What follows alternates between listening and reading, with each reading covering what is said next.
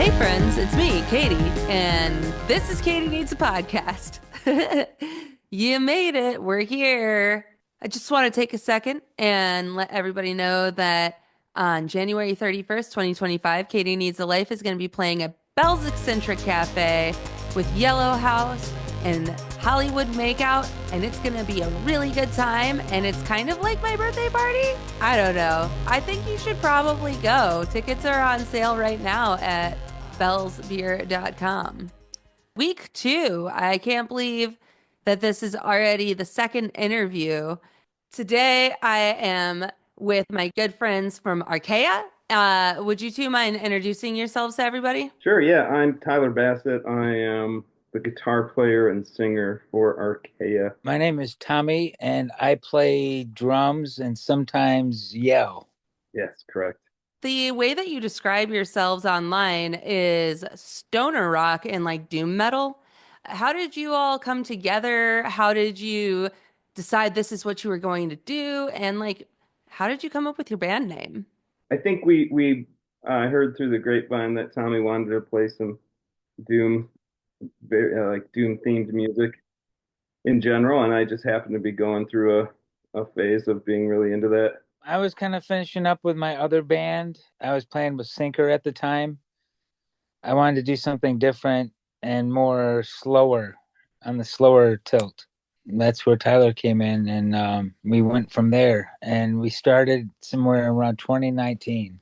So this is kind of like just a weird question. We'll get into a little bit more about like specifically who you are in a second. But if you could conjure up a mythical creature to your music, what would it be and how would it react to your music? Oh, wow, that's a good question. I'll let you field that one. Yeah, you want me to get that one? Yeah, Oh yeah. because of your lyrical imagery. Yeah. I mean, I'll just go like I thought of a dragon just then, so I'm just gonna go with the inspiration that I had there. Yeah. Yep.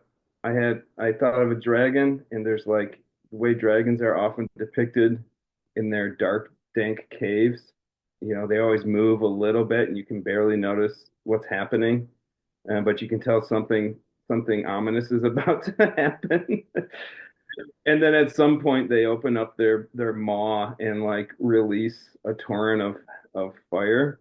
And I think we have moments that do that too. So yeah, I think we're a, we're a we're a dragon hanging out in a deep dank cave, and the um acoustically too, like this the what I'm trying to do personally, and I think what we're trying to do is just make a really big loud sound that is also melodic. I appreciate that comment. So yeah, I'm gonna go with dragon. You've been playing a lot of shows. What environment do you like more, the club space or the basements? I personally like not basements for the most part.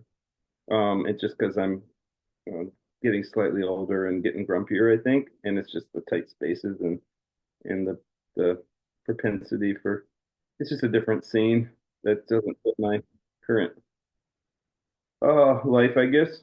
Although that's just sort of the grumpy response. However, every once in a while, one of those basements or house show scenes, like people are so much more engaged sometimes. And so I need to like relax and accept that that's also pretty cool. But I also just like the opportunity to like have good sound and to have a monitor mix and stuff. And it's really hard to hear vocals. We haven't played very many shows where you can actually hear the vocals because we're so loud. And so like that's somewhat more likely at also at certain more slightly more traditional venues. But what do you think about it, Tommy? I prefer to play at a venue where people are going to dig the music. Doesn't matter what the setting is, really. You reminded me when you were talking about your vocals. Are you I think it's Jucifer. They have just like a wall of amps. It was like 24 Marshalls, like from floor to ceiling in the back room. And it's just a guitar player and a drummer, and that's it. And like when you listen to their music online, it's like a lot of kind of Riot Girl music. But when you see them live, it's like drudgy stoner metal. Her reasoning is that she's like screaming in the sludge metal stuff. And if they're trying to do any songs, they can't hear anything. So she's like, I don't know if I'm in key, so we just scream. Yeah, there you go. I don't scream. I don't scream well.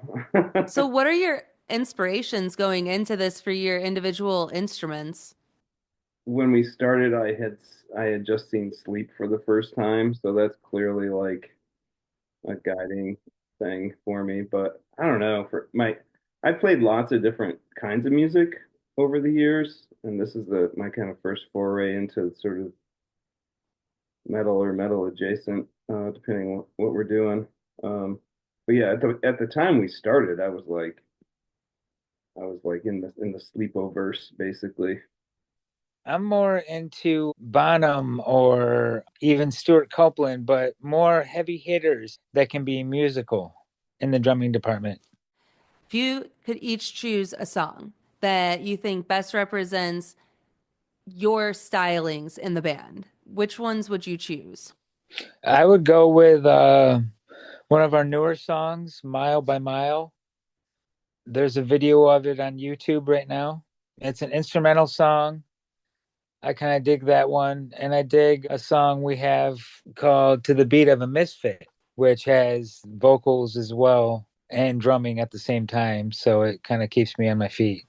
Yeah, I'm kind of a I don't know, compulsive prog guy. And it's funny being in this band because Tommy's a very like tries to keep everything really succinct.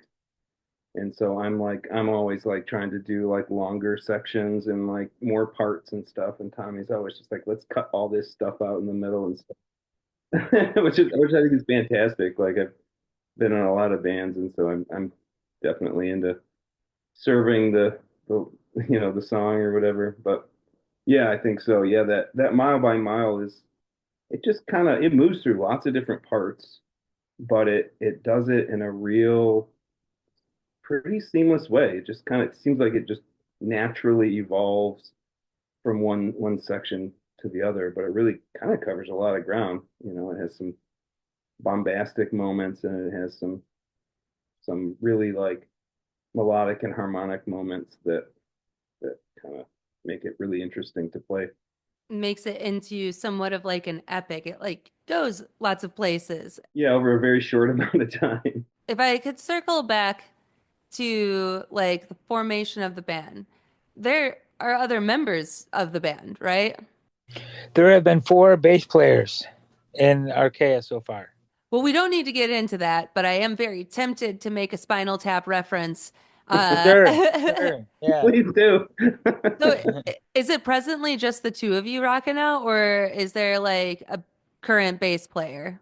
Yeah, there's a current bass player, John Seacamp. John Seacamp. He's been with us for almost a year. We kind of when we first started, we were just kind of back in 2019. We were just kind of messing around, and lots of people sort of different. We're just jamming, right? And lots of people came in and out, and then eventually we landed on this guy Josh Daughter, who we knew from way back, and he was solid for a long time, and he just kind of decided just didn't want to be in a band anymore or whatever, so he moved on. But yeah, so now that we've landed on John Seacamp, like it seems like it clicks pretty well to me, honestly. Like he's kind of the right speed, I guess, personality wise, to kind of fits into to what we're doing. And he's real enthused about being in the band and like has opinions. We need to have opinions. I think when you're in a band, it's really Right. Have you had a chance to like go on the road with each other, like go out of state and stuff? Well, we went as far down as Lexington, Kentucky, and then we played in Marquette in the UP. That is really far in both directions. When you played in Kentucky, were there horses there? No, we didn't get that far. No, yeah, no. No, I didn't see a single horse in my recollection. Yeah, both those tours were like long weekends, like 3 night. Yeah. In both cases, they started in Kalamazoo on a Thursday, and then we did an eventual destination, and then a Saturday in the furthest point, and then took Sunday to drive back. But those are both situations where, our friend Chris Moore up in Marquette, who's in Channyman and Ladoga, we're just sort of like, I think we were talking to him, Tommy, for like a year or two before it actually happened. Kind of like, hey, that'd be cool to do this thing. And then all of a sudden, Right. it was happening. And then Yeah. the Kentucky trip was with Knife the Symphony, who's from Covington, Newport, Cincinnati area, and I knew the name, but Tommy knew them from I don't know, Hornet maybe. Tommy, would Yeah. you? Yeah. Yeah. So some played with them back in, I don't know if the day, but one of the days, 20 or so years ago.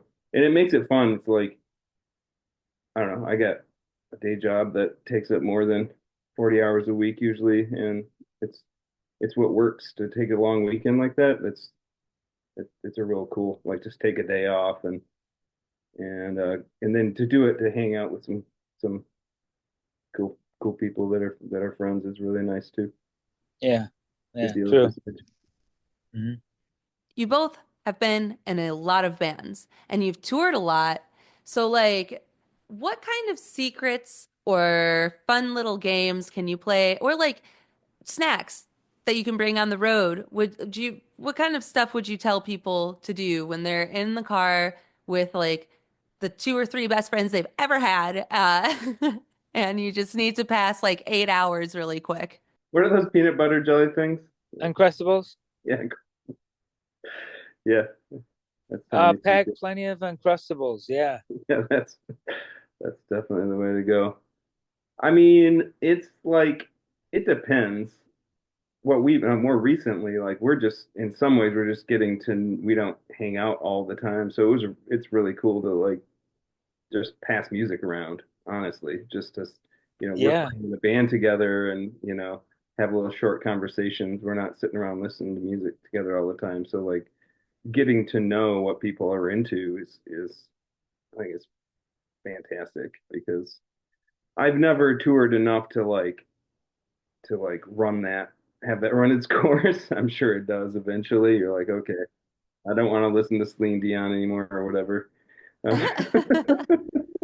But yeah, I think just getting to know what people are excited about is there's I mean plenty of time. Also, I personally don't mind just staring out the window for hours in a car and being in my own mind. So yeah, that's a reprieve from the stress of everyday life for me. So I don't mind that.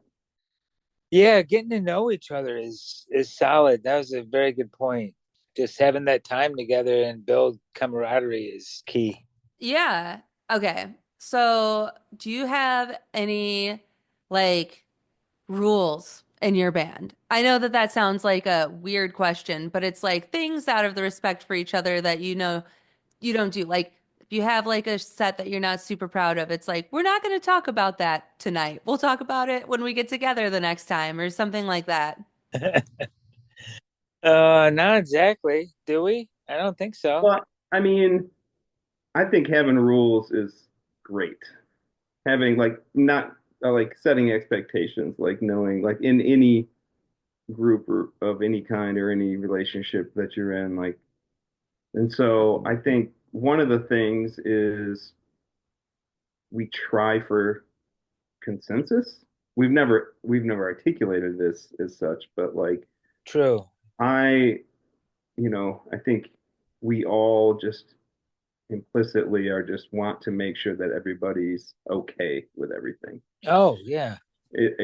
Each decision, like we do that every time we come up with a set. Like check, like what do you think about this?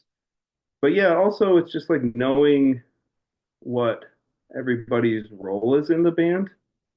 I'm a big proponent of having a decision maker in a band who has the final word sometimes because consensus is hard.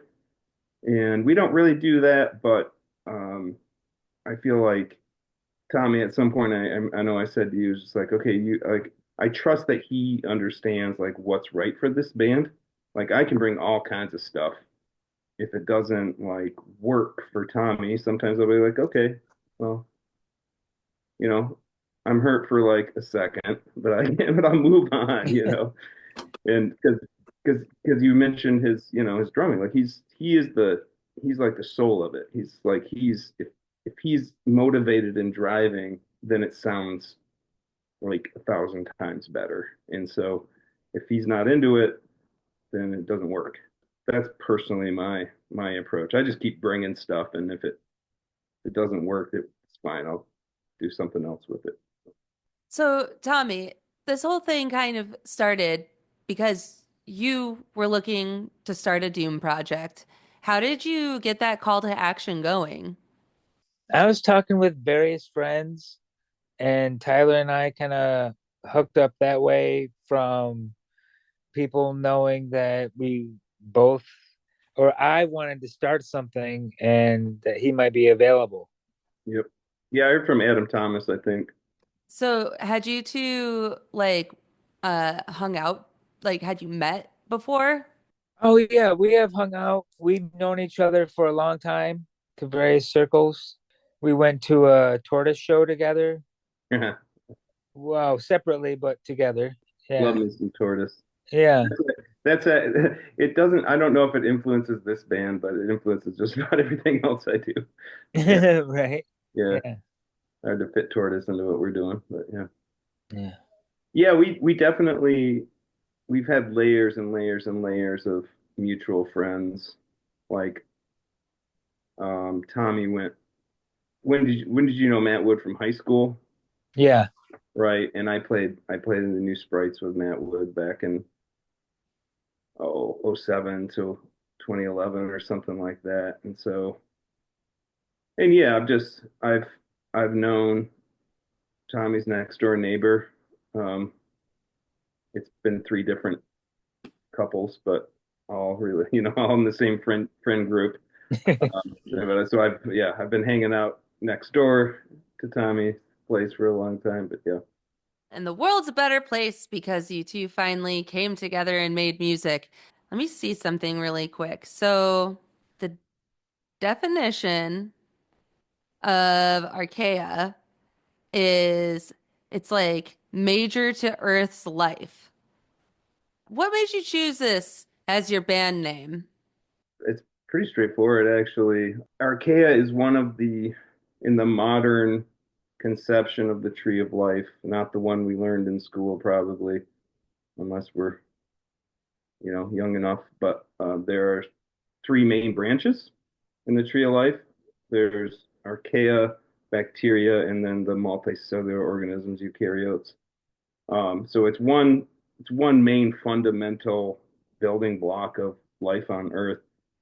And they used to be grouped in with bacteria as single-celled organisms, but what makes archaea distinct, well, whatever, evolution and molecular ways of telling that apart.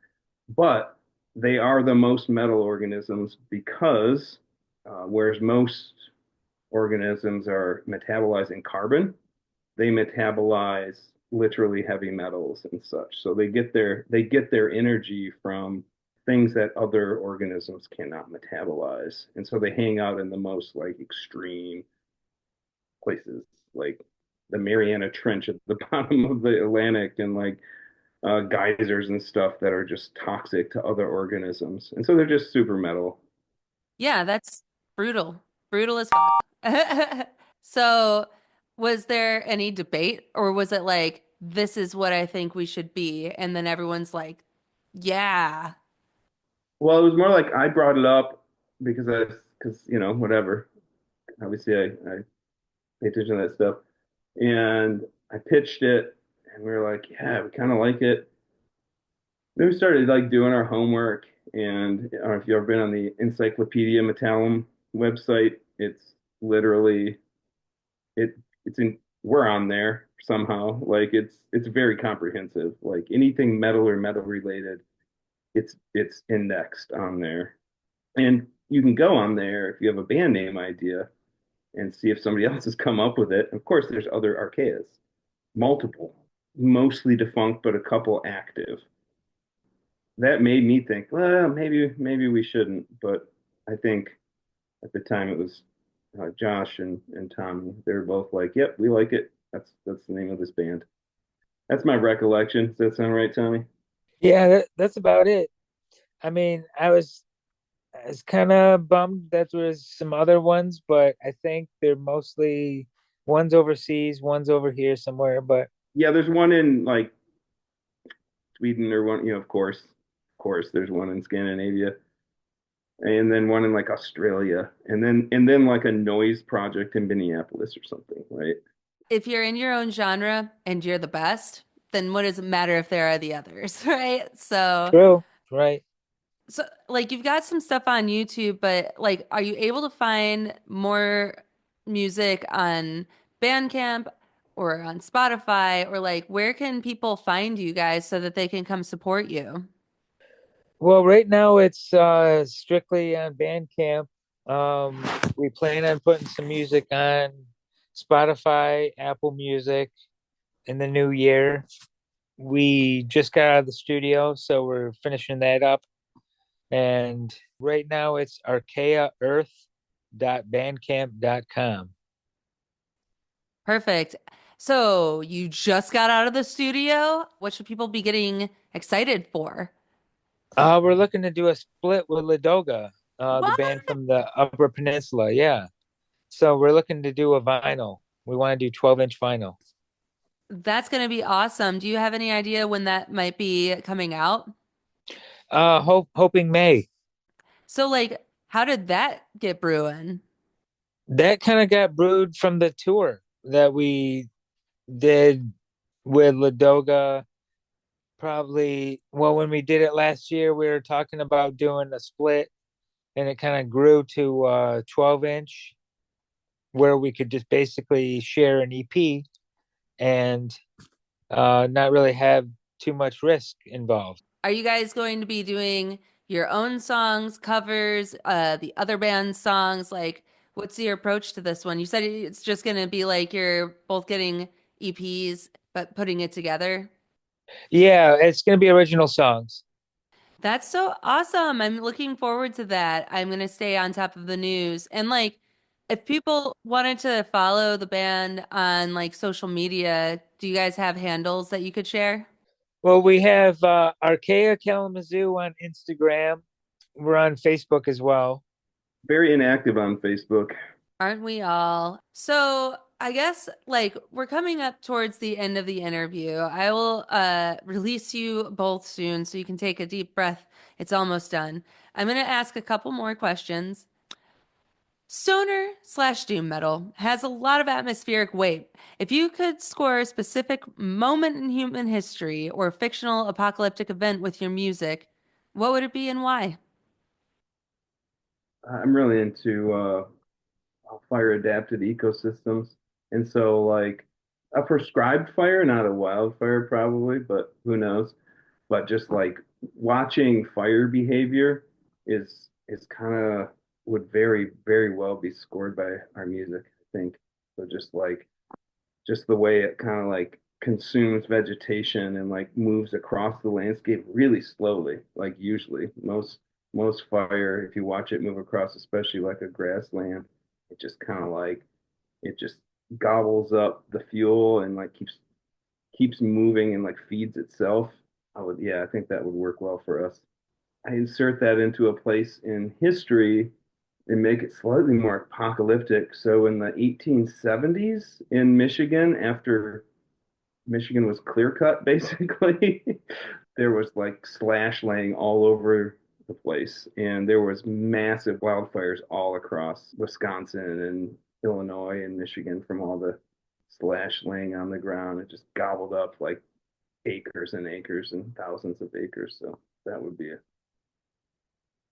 fit. Damn. I can't top that one. So that's it. Yeah, Yeah. leave it to the lyricist to put it so poetically. Yeah, no doubt. What do you think are some bands that you've played with or maybe you've heard through Spotify? And I'm sorry to put you both on the spot like this, but what are maybe the three bands that you think could use a little bit more recognition? I love REZN, REZN. They're one of my have been one of my faves of recent time. They're getting some traction. They're from Chicago, but they're definitely going for it. They're a band that's trying to do the thing. Tommy just knows too much, I think. He's having a hard time deciding. He's got like 20 ideas right now. Yeah, I sure do. I don't know, Frail Body. Frail Body, yeah. Yeah, we played with Frail Body. We hung out with Frail Body. They're good people, getting up there in the ranks as well. I don't know. I like some local bands too, like Katy Needs a Life and Memory Cell. I really like the first band, and I love Memory Cell, dude. They're awesome. They're gonna go somewhere. They're like making big bills. So I think that that's probably about where we can wrap it. I really appreciate you two making time for me on a Tuesday. I will do my weird little wrap thing, but before I do you two have any advice that you'd like to give the world? Oh shit. I mean, start by doing what you love. Honestly, it sounds kind of trite, but like honestly, like if you spend your time doing things that bring you joy, then everything else has a softer edge to it. So don't be a dick. Yeah, couldn't have put it any better. Yeah. Just try to love one another. Hell yeah. My advice is the same every week. Stay chill, be rad, and try to do the right thing. I appreciate you both so much. What song would you want me to spin out to? Oh, Extinction Debt. You got it. All right, y'all. This is Extinction Death. Have a good night.